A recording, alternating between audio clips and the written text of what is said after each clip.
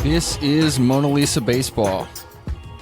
A2, I hear you got numbers for us. What kind of numbers are we talking about? I'm in the dark here. Okay, so we are almost at the end of the 2023 season. We have conclusive evidence of stuff. There's a couple more games. At the time of this recording, there's a few more games left. So in the middle of the season, we did statistics show. Like, hey, are they getting used to the violation rules, the pitch timer? Are they, all that stuff? How many defensive shifts were there actually? Right. So this is now our year-end statistic wrap-up. We got the numbers. So I wanted to start with attendance. Big one. We made a bunch of changes this year. The last time we reported on attendance, it was at a very strange time because attendance was kind of down in the first few months of the year. Right. It's very strange. They had a really good opening day. Things were down for a while, but overall things have been up this year compared to last year. Okay. But we're just kind of back at 2017 levels. Okay. So a little uptick. Right. Last year, average attendance per game, 26,566. This year, almost 29,000. Okay. Yeah. So like 26.5 versus 29,000 per game. That's, it's not nothing. You can count that. Yeah. We've talked about how these numbers can be fudged. Is that excluding outliers like the Oakland Athletics? I just gave you the average attendance per game.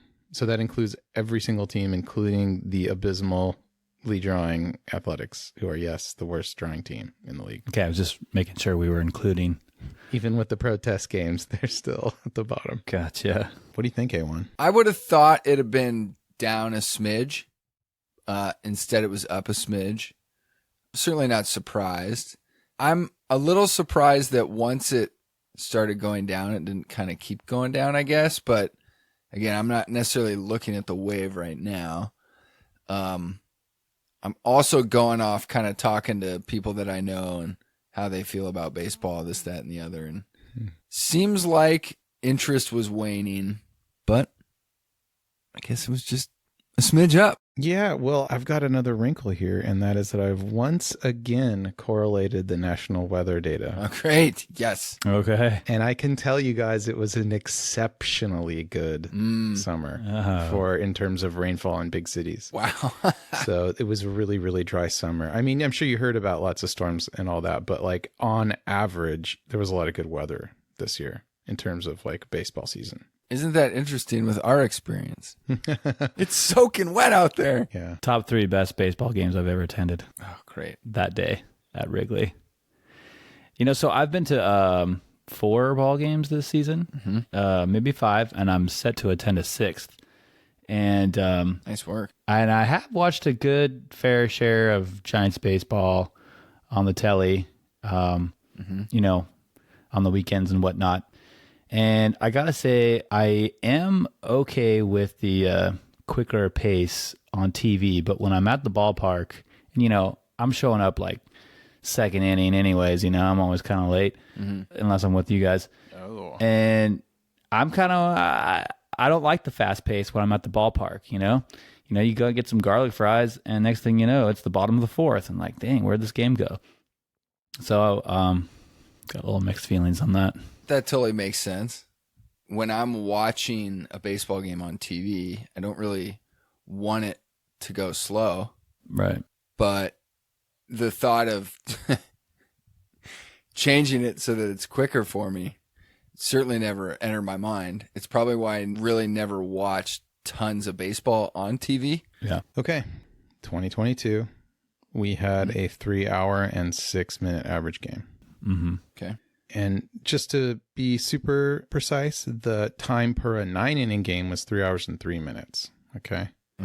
Now, we have an average game time of 2 hours this year, 2023. We have an average game time of 2 hours and 42 minutes. That's 24-minute difference. And then in the more precise number, which is really a 9-inning game, we're at 239. So, yeah, I mean, that's going to be how it breaks down, about 25-minute difference. Yeah.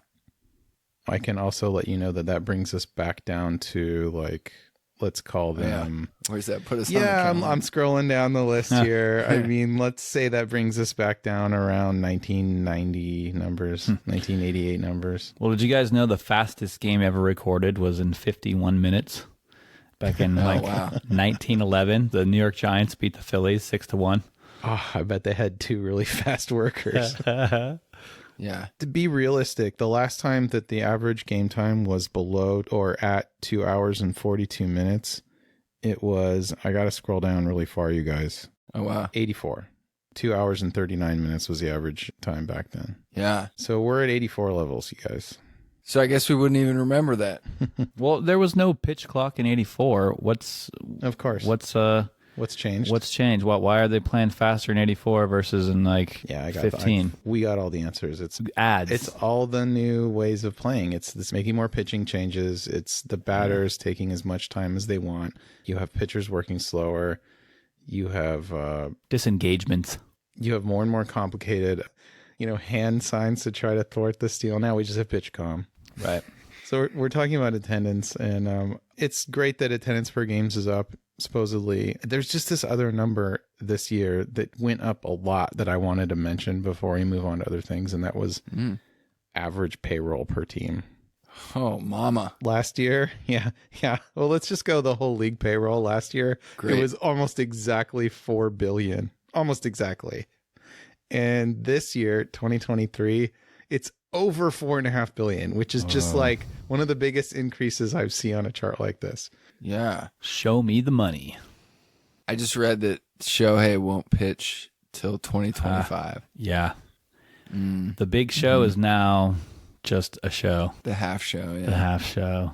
I know, that's so disappointing. Just a mere offensive MVP. Right. Just gonna hit. Been downgraded. I mean, that does a lot for really the hopes. Any shred of hope that I had, about. Yeah, I would agree. Because you call Shohei, he's not a phenom. I mean, yeah, he's a phenom, but he's A1. You titled him a ball player. He's a ball player, right? He's a great ball player. He's a great ball player. He's not just some like freak athlete who can pitch and hit. He's just a ball player. And just the fact that we're going to lose the game's best ball player, in my opinion, is sad. Yeah, I mean, you were saying at Wrigley, it's like, let's make more Shoheis. This is only going to damper the children's spirits where, you could imagine dad in the backyard saying, no, you don't want to be a pitcher. Pitchers get hurt. All right. Well, they do. They do, but this injury is, he's got such a unique thing going. You can imagine that room full of people nodding their heads like, nah, yeah, I knew that was going to happen. Yeah. Yeah, it's too risky. Yeah. Gosh. He shouldn't be doing that. Oh, that's so dark. He can't pitch and hit. Come on. Yeah. The Angels were foolish for letting him do it. Oh, yeah. That is asking way too much. I'll counter you. Here's my theory. Bad investment. People will be like, oh, well, this is because they let him pitch that complete game on that doubleheader. And that too, yeah. Yeah, it wore him out. Mm-hmm. So who's the best team in baseball? You want to know? Yeah. The best team in baseball. Who's the best team in baseball? Who's going to win the World Series? I need some hot takes from y'all. Hot takes. All right. Who's got the best record in the AL? It's the Orioles. So they've had a really interesting year, young team. National League, who's got the best record? We saw them, the Braves, yeah. We saw them in Milwaukee. Brewers are doing good. Brewers are doing Central, good. We got the Dodgers in the West, Right. Show favorite, the Rays are looking good. Yes. They're going to make the playoffs. He's always liked the Rays. Yeah, they'd be AL East leaders if it weren't for the Orioles, who are just crazy this year. Hey, let's talk about the A's. They're not going to break the record for most losses. Right. Oh, yeah. What are they up to? 105. They have 105. 105. Okay. Yeah. And not too many games left. Did they clinch the not worst record in baseball history? They They've did. clinched. All right. Yeah, they had Good for them. They had a bunch of 10-game streaks where they won 3 out of 7. So, Bam. really brought that average up to, Yeah. yeah. Darn tootin' respectable. Yeah. Their winning percentage is just above 300. So congratulations, Hayes. Next to them, you have the Royals, who are also kind of a big disappointment this year. Okay. They banned the shift, you guys. We've played a whole year now with these rules. We had, count them, 2 whole defensive shift violations this year, and each time it was totally on accident. Yeah. More or less. So, Just 2. yeah. That's wild. Yeah, I would have expected there to be more. I told you guys at the beginning of the season, I told you there was going to be a gentleman's agreement. They weren't going to like do the thing where they jump over after he released. I told you guys. Yeah. So our big question is, if you ban the shift, what are you looking for? You want the batting average on balls in play to go up. Yes. So this is a stat. It's the batting average on balls in play. Yeah, okay. Yeah, we've talked about this before. Uh-huh. So here we go, you guys. Did banning the shift work? And the answer is, like a little bit. A few points here or there. Couple thousands of a percentage point. Yeah, and I'd like to point out, like, basically only for lefties. So this is a rule that benefits lefties who already have a benefit in the game anyway. Just, again, another reason why I don't like banning the shift. Right. So, good point. Yeah, you guys, last year, 2022, batting average on balls in play was 289. Okay. This year, we're at 295. 295. That's back to 2019 levels. So with the shift band, I got to say, I am still seeing some shifting going on, right? Oh, yeah. Yeah, what are you seeing? Well, the boundaries, these zones are just not clearly defined. You're getting the outfielder playing in the shift spot now. I don't personally know where You just can't cross the line. these imaginary circles are. When are we getting these circles? All they do is just draw a line right up the middle, home to second, and the two infielders on the left can't pass the line. Two infielders on the right can't pass the line. Oh, is that it? That's it? That's it. Yeah, well, there's another wrinkle to it. And that's toes, feet, and dirt. They Yeah. have to be on the dirt. They can't be in the outfield grass. Wow, that's still pretty shifty. I wasn't aware of that. You should listen to the show. You wanted circles. Well, I'm just trying to represent the... Yeah. So just to be clear, so everyone understands what the banning of the shift is, there's two parts to it. Most people only know the first part, and that is you draw a line from home plate to second base, and you need two infielders on either side of it, and now they're officially infielders. Okay. The other part of it is they can't play deep. Their toes got to be on the dirt. Right. Right. So this year, because you can't bring the second baseman or the shortstop past second base in one way or the other, and let's be honest, this is almost always a shift on lefties, where the shortstop comes well over, maybe even the third baseman is like playing behind second base. I mean, that's the extreme example. So now instead of that, that's illegal. Now we have an outfielder playing deep kind of second base area, right? And you completely give the guy the opposite field. You just give it to him. And we all understand, the risk that entails, but the big risk or the problem with that is that outfielders are not infielders. Right. Okay. The gentleman's agreement is in place. No one is jumping across second base right after the pitch. Not yet. We'll see that in the playoffs. Yeah, but people aren't going to be able to say the thing, which is like, what is it? That's a hit again, or that used to be a hit. If an outfielder's playing where the second baseman used to play during a shift, wouldn't that make you say that thing? Like you hit a sharp liner into right field and it's caught by the... That's exactly what A4 said. Yep. When are the circles coming where the outfielders can play? And now designate them outfielders. They have to be in the outfield. I think it would be more fun if it was more like the invisible fence with a dog collar, where it kind of... Yeah, I like that. It's like, sorry. Oh, yeah. Let's just GPS track all the players and make sure they're in like the right trapezoid. Exactly. And then like as they're trying to throw, it's like, ah! Yeah. That brings excitement. Uncork one into the stands. I mean, net. Well, they need to be doing an in-game interview while they're getting shot. love it. That would be great. Okay. Now we're getting into some hardball. That's some real hardball right there. Well, my favorite kind of pizza is... It's kind of moving into the Naked Gun category, where I remember there's a part in the baseball game where they're showing highlights. And it's like a guy slides into second base and a tiger leaps on him, and the whole stands are laughing. Or the guy's like deep in the hole at short and gets run over by a car, and it's like, oh, tough break. We're kind of getting into that realm. So good. Dives for, dove past the line. Dog collar got him. Yeah, man. Let's blow it up.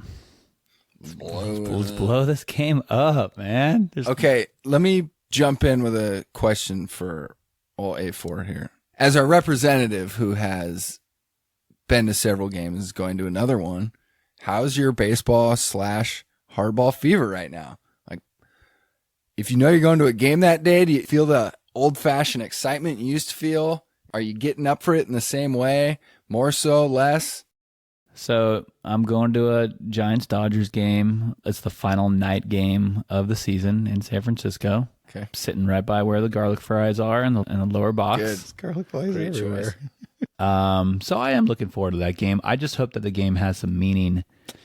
And that just kind of means that the Giants need to beat the Diamondbacks, and it's not looking good because Giants actually have a 4-game series with the Dodgers starting Thursday. That's right. It's a And 4-game away. Yep. Jeez. It's Dodgers, Padres, Dodgers. Right. Okay, 10 games left. It's If you wanted your team, this is a beautiful story. This is a comeback all set up to not happen.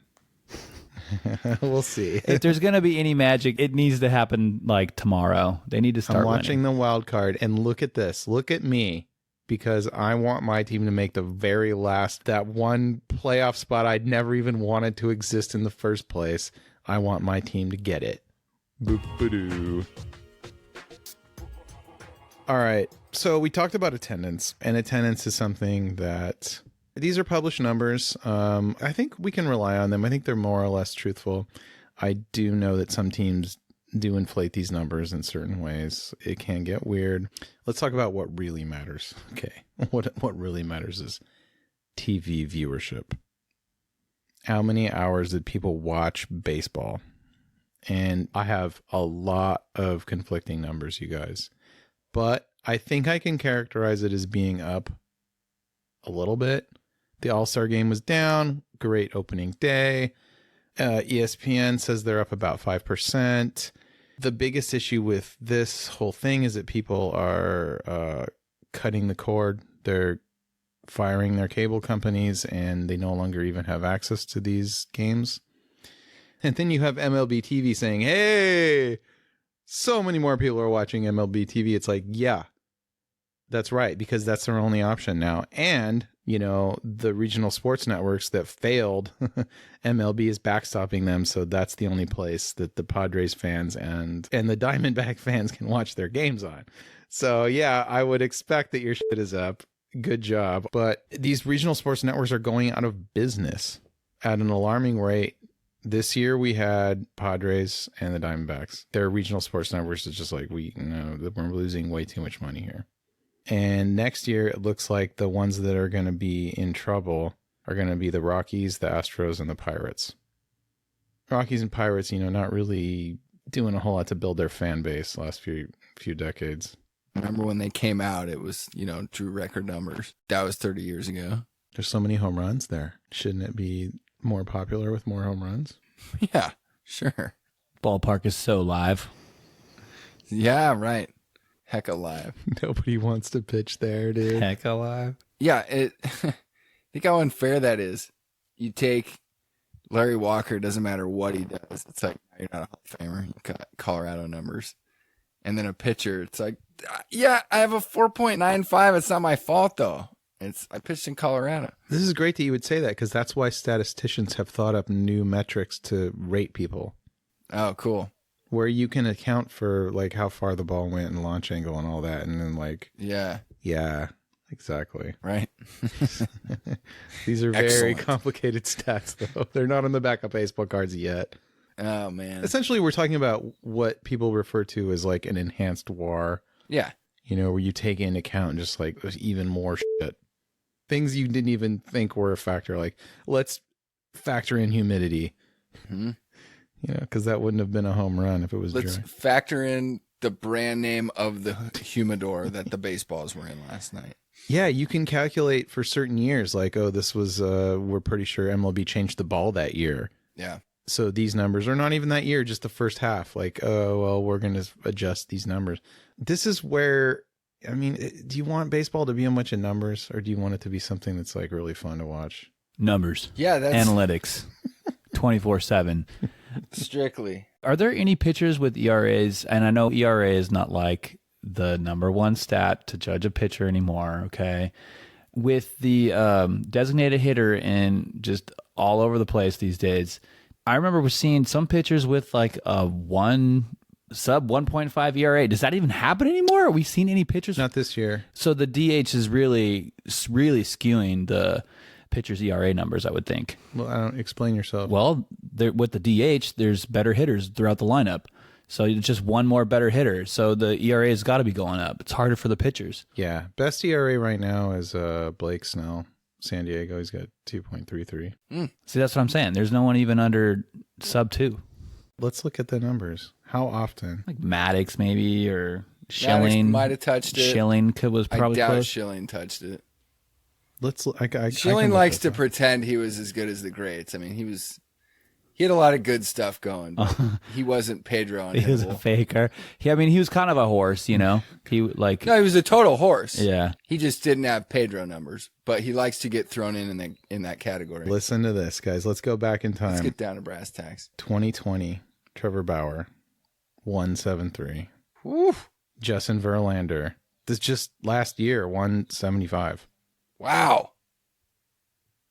I'm impressed. Yeah. With the high voice and everything. Shane Bieber, 163. Well, that answers the question right there. All right, so it happens. But what you were talking about, like, does the DH have an effect?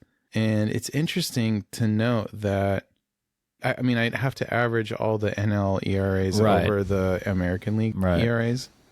And I'm looking at this chart, and it looks like what you're saying is probably right.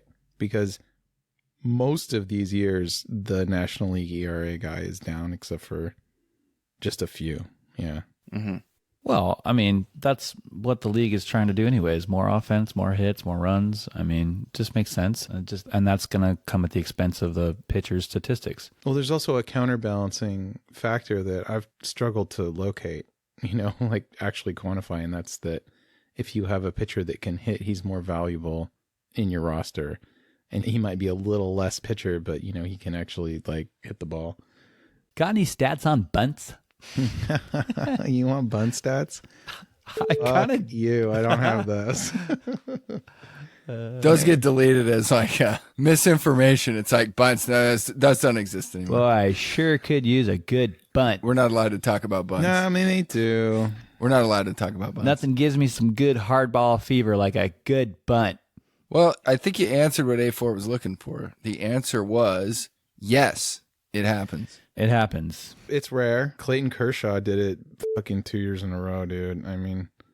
He also can we just talk about Clayton Kershaw, because between 2011 and 2014 led the NL in ERA for 4 years in a row. Bam. He's such a regular season type of guy.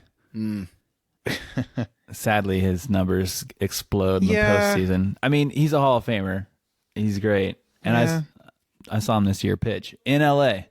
Oh, the other thing I was thinking, which could factor into attendance numbers, I'm not sure if it would factor into TV, but state of the economy and how much tickets are compared to last year. Oh, yeah. Those could be factors. Right. And I'm going to guess inflation, everything was up a little. So the players got paid a whole lot more. Yeah.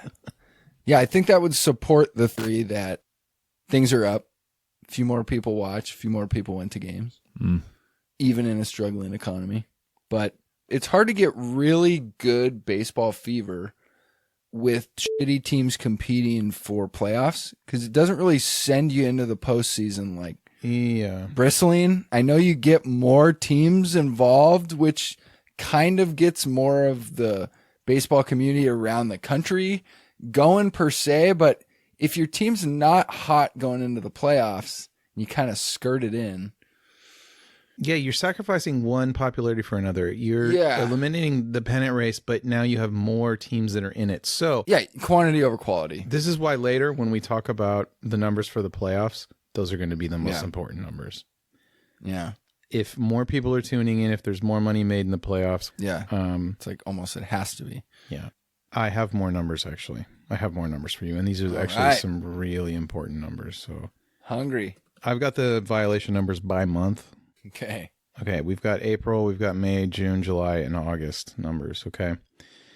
September numbers follow this trend. I'm not going to characterize them because we're not quite done with September, but I can tell you that the violations have gone down every single month consistently. So are people getting used to it? Yep. Yeah, we're getting used to it. Total balls by violation in April was like 200. And then in August, it was like 90. Mm-hmm. Okay. Total strikes by violation. This is, when the batter violates the timer or the pitch timer or the other timers. Yeah. 90 in April. Only 29 in August. So they're getting used to it. These numbers are going down. They're going down pretty well. I mean, they're not zero. This is still going to happen in a big game. They had a lot of figuring out things this year. There was a lot of times, like, we talked about John Kruk saying, this is a circus. No one knows the rules. Because a bunch of players found loopholes where, they would get in there right at the wrong time and look this way or look that way, or the foot would be on the chalk or it would be in.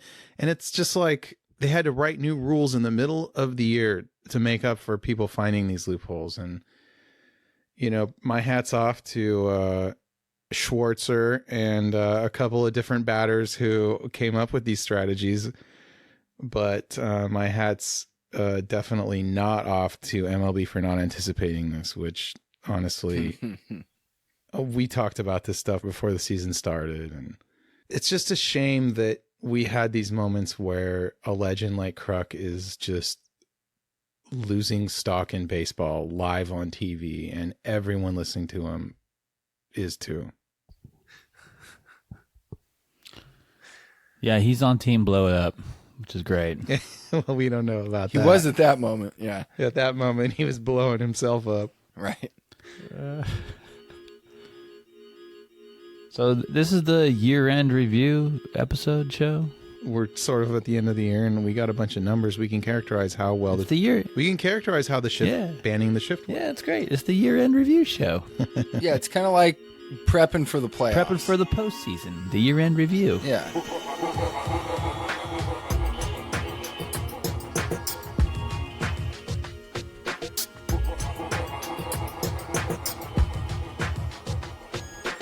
We got the numbers.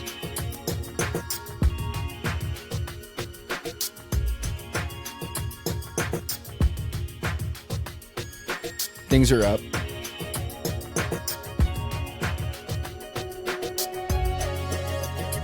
I think we're going to see Orioles and Braves in the World Series.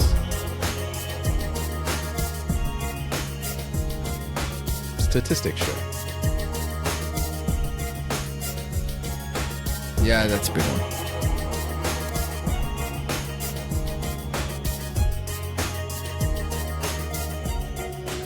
Right.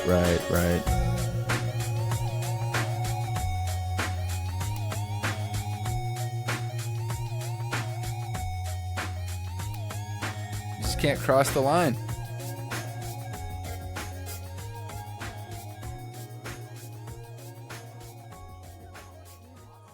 I think one thing we should talk about is that there will be no rule suspensions for the playoffs.